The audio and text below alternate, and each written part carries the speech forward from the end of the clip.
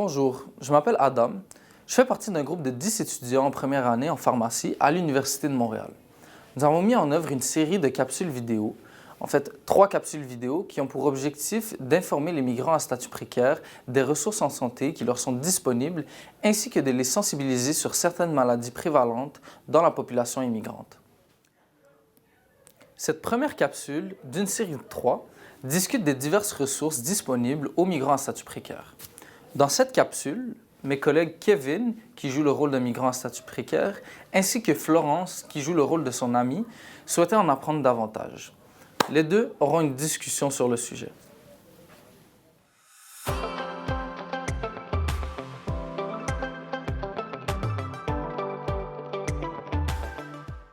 J'ai mal au dos.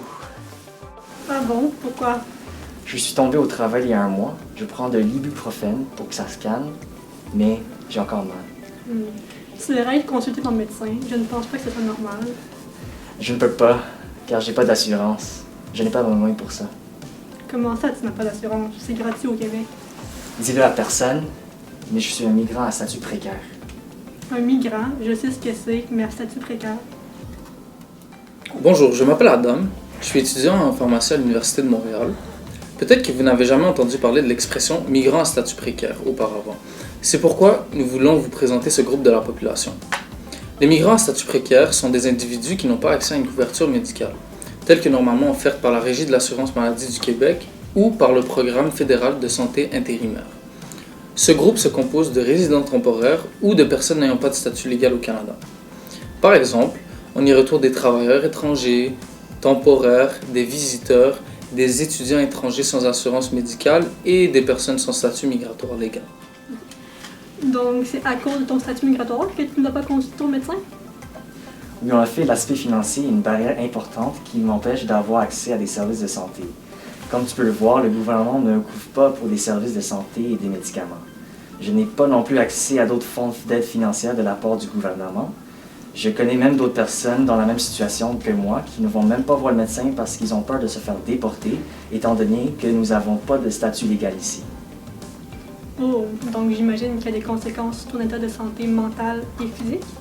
En réalité, mon statut entraîne plusieurs conséquences négatives au niveau de ma santé physique et mentale.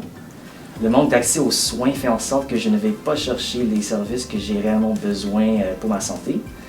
En effet, nous recevons peu d'informations sur les ressources qui nous sont disponibles, ce qui rend difficile de se tourner vers les ressources adéquates.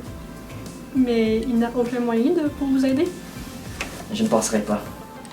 Et oui, cette affirmation est fausse. En effet, bien qu'elle soit limitée, il existe plusieurs ressources disponibles pour les migrants à statut précaire. Mais avant de vous les présenter, je vais ouvrir une petite parenthèse.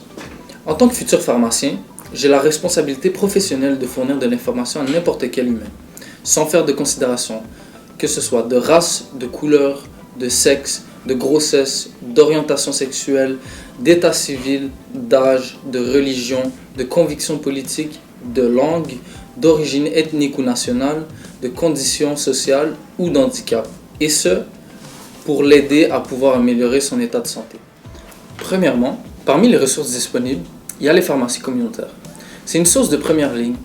Les pharmacies font des consultations gratuites et peuvent vous conseiller sur différents problèmes de santé ou sur les médicaments que vous prenez. Au besoin, le pharmacien vous orientera vers des ressources qui sont appropriées pour votre situation. Et si vous avez des questions, vous n'avez qu'à vous présenter sur place à la pharmacie ou bien vous pouvez appeler à la pharmacie et demander à parler au pharmacien. Deuxièmement, vous pouvez simplement téléphoner au 811. C'est un service de consultation téléphonique qui vous offre des conseils et des informations pertinentes sur plusieurs types de situations. En effet, ce service est disponible 24/7 tous les jours de l'année pour vous rendre service. Si vous n'êtes pas certain des circonstances dans lesquelles vous pouvez appeler le 811, ne vous inquiétez pas. Cette ligne téléphonique répond à toutes sortes de situations non urgentes de santé physique ou mentale, comme pour des problèmes d'anxiété, un deuil, des situations physiques ou des problèmes de dépendance. Le 811 vous met en contact avec une infirmière qui évaluera votre situation et vous orientera vers une ressource appropriée.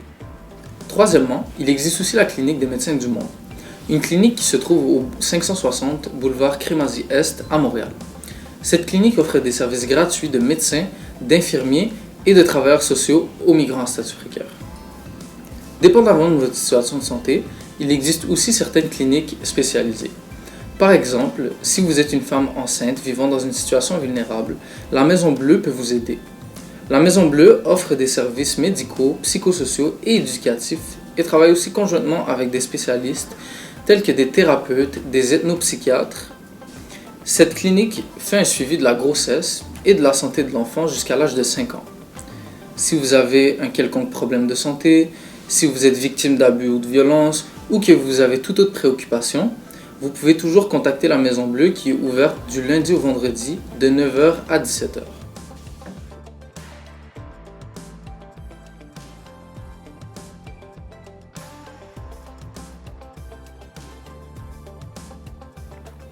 Merci beaucoup d'avoir écouté cette première capsule d'une série de 3 portant sur les ressources en santé pour les migrants à statut précaire.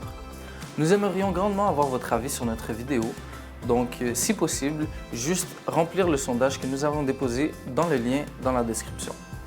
Nous avons aussi créé une deuxième capsule portant sur la COVID-19 ainsi que la vaccination et une troisième capsule portant sur le diabète et l'hypertension artérielle. Vous pouvez simplement cliquer sur les liens affichés à l'écran pour y accéder.